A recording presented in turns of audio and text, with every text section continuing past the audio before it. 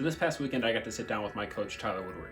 We went over a number of topics that I think triathletes at any level will find valuable, but in today's video, we're going to discuss Tyler's background on how he became a pro triathlete and then transitioned into coaching, as well as what value having a coach for triathlon can bring you for your training, but also your races, and his training philosophy when it comes to training a new athlete and getting them to their goals.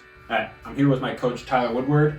He is currently coaching me through my upcoming races on 70.3 at Mont Tremblant next year in June, as well as Arizona Ironman in next November. So I want to get your kind of backstory and started like how you got started in triathlon and coaching as well. Go ahead. Yeah, so growing up, I was into running with my dad off and on, and then I grew up playing hockey. That led into running in high school and then running in college for a couple of years. Just had some burnout and didn't fall in love with running anymore, kind of fell out of it. That's when I turned that competitive nature to triathlon. Gotcha. And I kind of put all that, I like the discipline of it, I like the working out, I like how I felt. I started to get very competitive with it in college. Yeah. Continued racing throughout college, and that's where I am today. And now I've picked up coaching. I coached a couple of years at North Central College for their swimming programs. That's when I really fell in love with it and saw the value that I can bring back to the sport and bring back to athletes and help them along with their journey. Yeah, and just to add my kind of 2 cents into that and how I feel like you add value to my case specifically. One, it's like an accountability thing, right? I'm much more likely to do what I know I'm supposed to do when I know my coach is watching. 2, just the mental fatigue of having to program my own workouts while doing a full-time job and all the other stuff that life gets in the way. Yeah.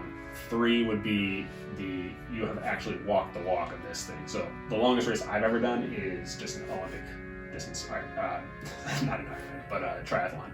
But if I want to do a 70.3 and an Ironman next year with a good performance, then I think it's definitely best that I have somebody walking me through it who actually has done it before and done it well. So can you kind of walk us through your training philosophy when you're starting a new athlete? Like I know within the first couple weeks that we started, you had me do baseline testing for the swim, bike, and the run in separate weeks. Yeah. So kind of walk me through like your thoughts on that and what value you find in doing that. Yeah, so whenever I onboard a new athlete, I'll take probably about 2 weeks of just getting the athlete used to the system that we're using, of training peaks, used to getting in the water, running, and biking off of their past history.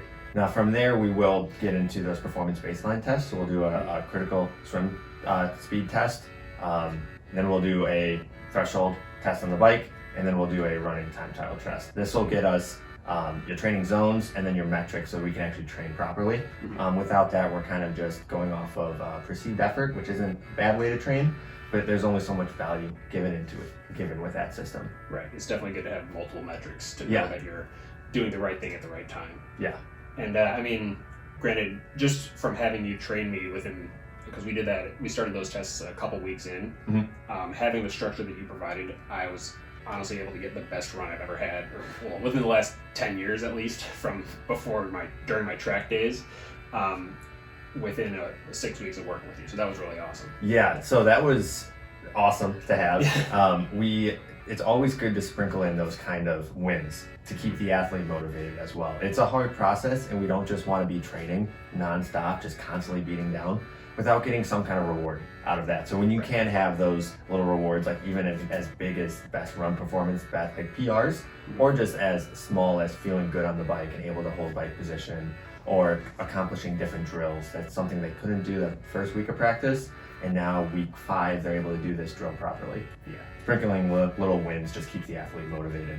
Absolutely. And I feel like with your experience, you're really able to even just subconsciously identify those weaknesses that people have and target those specifically, like again, even if it's whether it's intentional or subconscious, and then that helps people like me see those results really quick. Yes.